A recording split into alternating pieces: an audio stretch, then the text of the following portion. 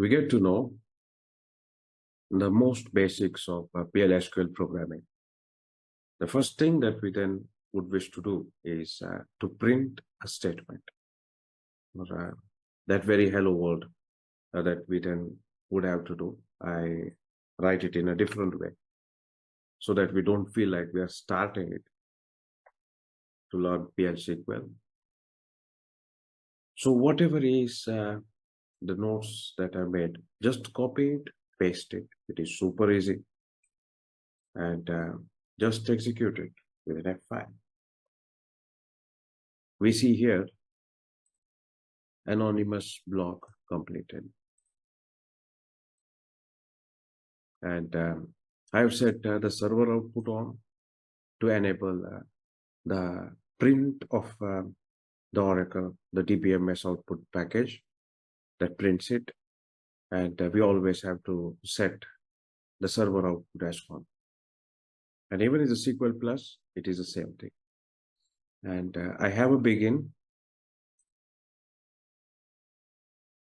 and then an end. These are mandatory parts of the block.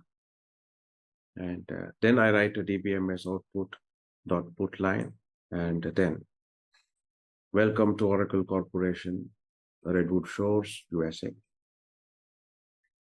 The second line has DBMS output put line. Programming with PLSQL is easy. So what we see is also the very print of it.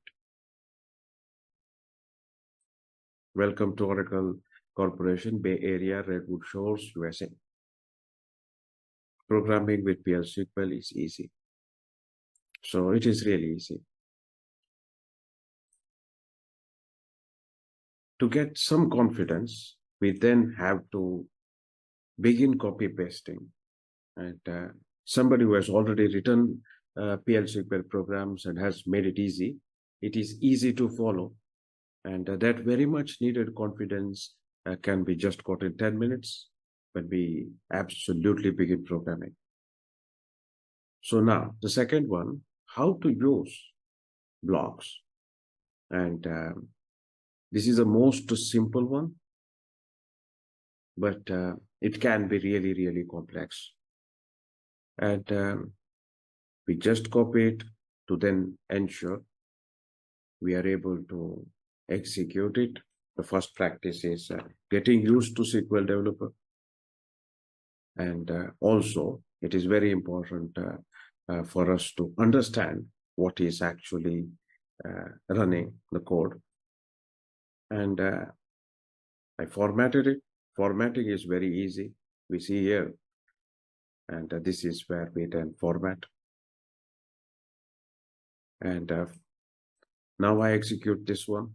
And I press F5. And we see here two blocks that are one that is external one, that is internal one. The internal one has inner block in it. The external one has an outer block as a print statement. Both are printed. And these are nested blocks. It can be many. And you write, now I add a part of a code here once again. And I say inner block 01 and inner block 02. You understand it, how to learn and explore programming. And this is the second step. You understand a concept and then you try implementing it by changing here and changing there. But then you begin some information that is ready, and that is there in my code snippets.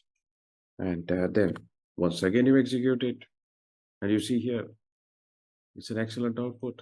Easy. Inner block 01, inner block 02, and then the outer block. Once again I repeat, programming is super easy. We go to the next one. Now I would want to calculate an area of a circle. Now the whole world as well knows it is the pi r square. And it's so easy. Once again, I copy it and then I paste it. There are two things when we then do programming. One is implementing the logic. The other one is the syntax. Syntax is all that we then need to learn. The logic is where it is all what we think. And that is a different part of learning, I would say. Learning is in two phases. One is learning to program. That itself is a separate topic. And learning to program PLSQL, this is a separate topic. Learning to program PLSQL is what I'm doing. Learning to program, well, this is a little complicated to explain. We need to know what is generic programming. We need to know how to write an algorithm. We need to know writing flowcharts. We also need to know writing pseudocode, or in other words, before we write code, we convert a flowchart into a simple form of code that we then use some keywords. And the very logic is still explained without actually implementing anything that is syntax of a programming language. And until then, whatever we write can be written in any programming language of the world. That could be then so customized to very programming language with features. Now, this is one thing that also has to be remembered. Sci-based programming is not as good as Oracle, and MySQL is also different than Oracle. T-SQL is not the same as PLSQL. T-SQL is the PLSQL type programming language that is from Microsoft. So I am a hardcore believer in Oracle, that Oracle will forever stay the best programming language with a database is PLSQL. The best database in the world is certainly Oracle for OLTP. That I still stick to is my personal opinion. And for having worked years, not just in Oracle technology, but inside Oracle Corporation as well, that I believe such important things that is reinforcing ourselves with our confidence, saying this technology is certainly very much beautiful, considering applications of it is very easy, and the whole world uses it. Now, I'm not talking about a Java programming language that came from Sun Microsystems and that was then adopted or bought by the Oracle Corporation. I mean PLSQL, that is very much of Oracle Corporation. The very programming language that you then see is super easy. The world still uses Oracle PLSQL to a very, very, very high level.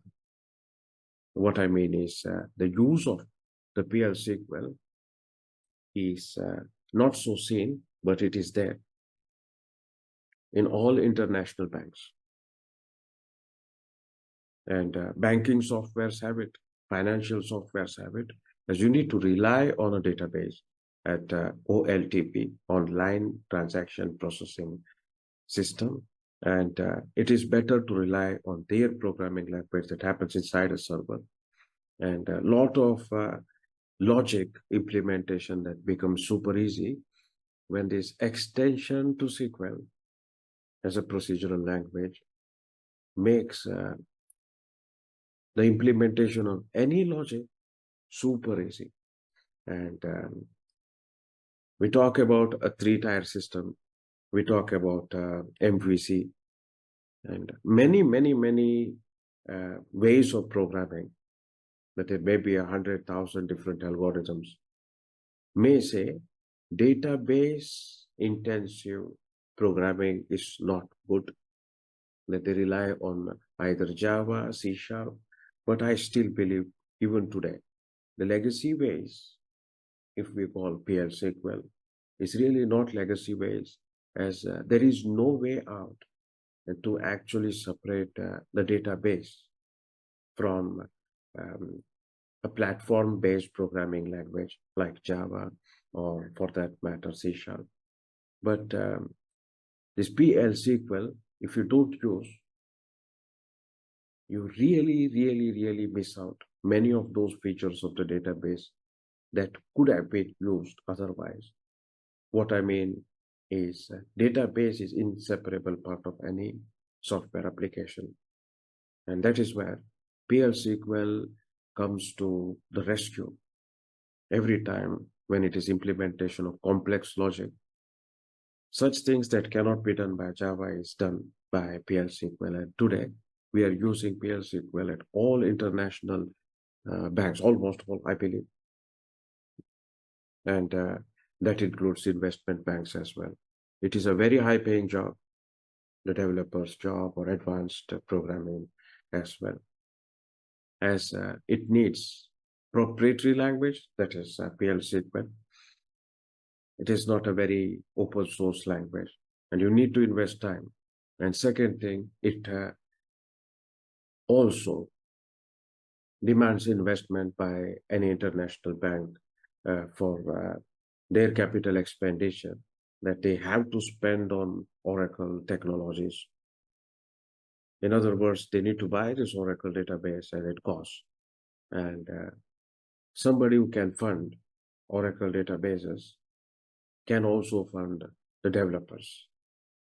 What it means is there is investment, and to maintain as well, those who then invest are ready to fund more.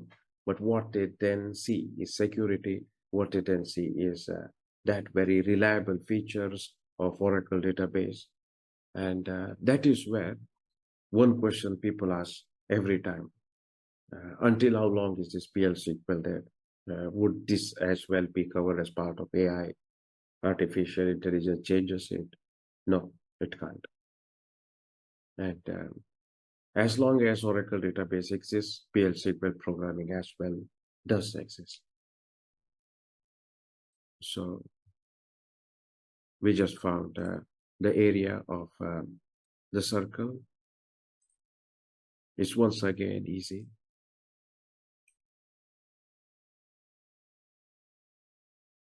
So the logic was implemented here. That area is equal to pi into radius square. And I defined a constant. This was the constant. And the radius and the area. And this is where it is implemented. And what I'm printing as well is so clear that we see here a DBMS output and put line area of the circle. And in centimeters with square centimeters, and it is printed. We go to the next program. Now, I want to accept an input from a user. You only see that very change that is needed. And rest everything remains the same. I still want to find area of the circle. But I expect the user to enter it. So what is the difference there? The very difference is where I'm just asking the input from the user. This ampersand makes it all different. Once again, programming is super easy. It's the same program that we are running. And now I execute it. It asks me, what is the radius? I write it 25 and I execute it. We see here the anonymous block completed. Once again, programming is super easy. All we need is a little bit of efforts. And otherwise, it's just that very direction that is given right, and we get it right, then it is easy to learn program. programming. And in PLSQL, I cover out one by one in sprints that help you to quickly learn, quickly implement. And what is so written as well is so straightforward. You accept an employee ID and print the full name of employee. What is the concept now we learn here? Once again, it's very, very straightforward. You know how to accept input from the user? Yes. Using the query to retrieve data? Yes. Printing the result of the output. So straightforward. Once again, programming is super simple.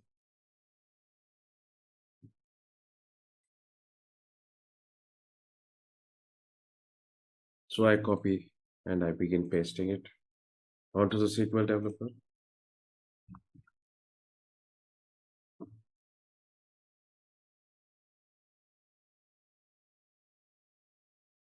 And it is just added extension to what we learned in the previous program that gets us confidence.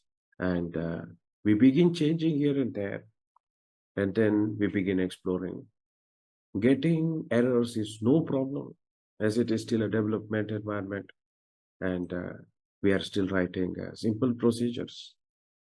And do all of those that are very rule-based.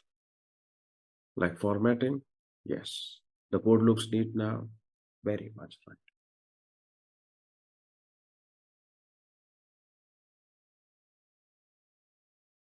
I'm executing it now.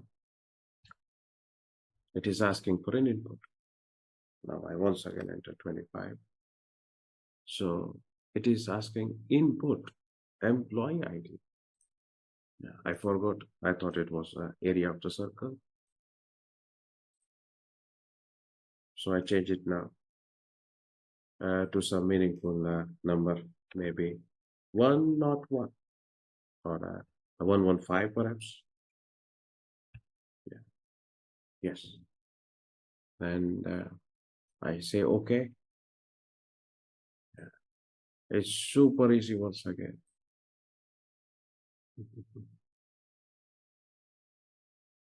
We see here the employee, the full name.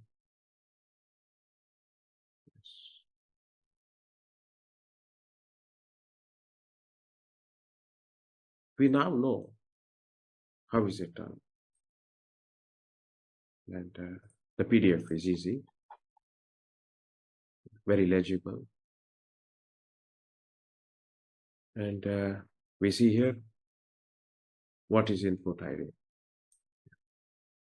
And here it is a user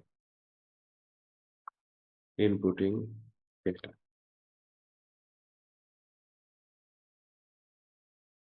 What is then that is changing is nothing much. We then write a query, and writing the query to select any data or a record into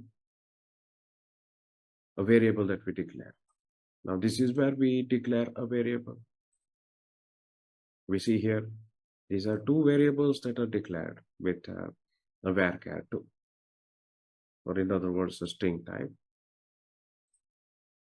And now I select the first name and last name into these two variables. You see the naming conventions, the best practices if you follow, is so easy to understand. Otherwise, it makes it so cluttered.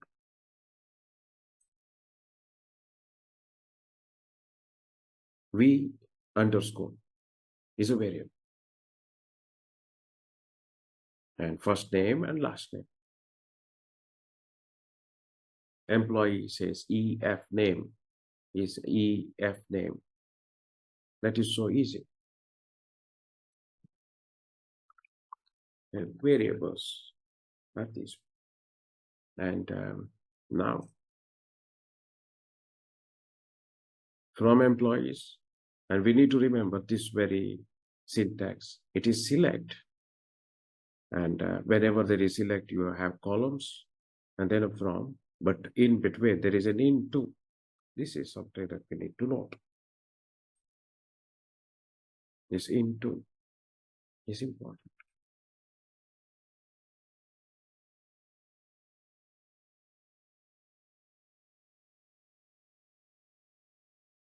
And whatever is passed as the input that we take, we see it here. It is also variable that is EMP ID. And we are printing it. So DBMS output at a put line. And this is employee ID. And whenever we then use a put line, it is always a character print, a character output. So we have to concatenate for anything that is printed, and a variable that you then add with anything that is the print that you then would wish to print as a message, then that also can be printed and in quotes. It's easy once again. And that also we already covered 4 or 5 programs. Now, what do we do then? To understand, there is a difference. We add an exception block. Once again, it's super easy, an exception block. Everything is the same as previous program, but it is just an exception block that we are adding. This one thing that makes us say anything that was executed before has certainly worked. So you are just looking at this very exception and what does it mean? In case if my query does not have any data, or the query returns nothing, then it is an error thrown by Oracle. And what error it says is no data found. So whenever this no data found you see, then you write an exception. And exception block, we already know this exception block is optional. You need not give it still. But to trap exceptions, to trap errors, we have to use it. The best practices once again. And always include, there is one more when others, and that is very important part of programming best practices. That is when others, and then have something that could be a message. Once again, programming is super easy. Now we execute the same one. That is, I copy now this very program and I will paste it.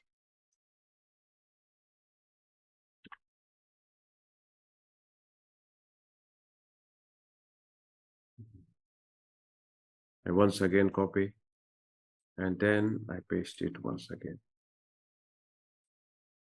We cannot say programming is a copy-paste job, as we are still learning.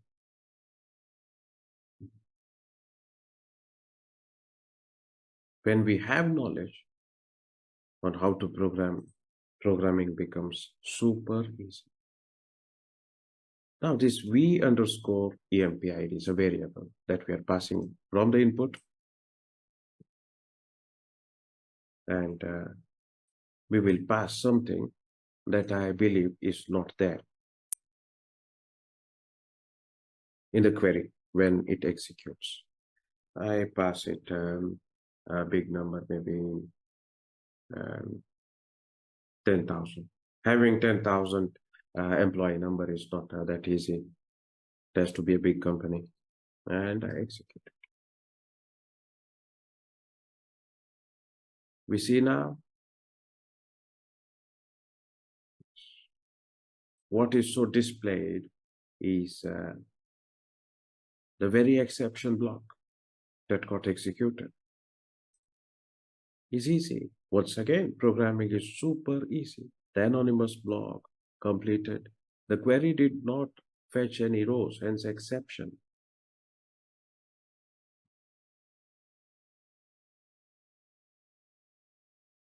And where is it? Where did we print it? It's here.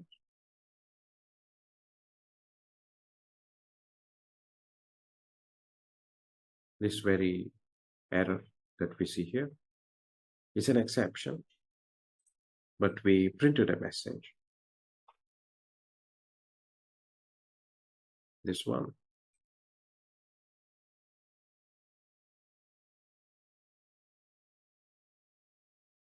And where do we see it is very much here. The query did not fetch any rows, hence exception. Now I just take this thing out. I do not want to see this very exception. We get to know what will happen if this exception was there. And I execute it. And I type the same 10,000. Yeah, to just ensure I clear the buffer. And I'm executing once again. And I enter 10,000. See here, it's an error. Now PLSQL blog returned an error. And what does it say? No data found. Otherwise, it was an exception. So programming is super easy. Once again, I do an undo. We can see, yes, the exception back. SQL developer also is so easy. As an undo got it everything back.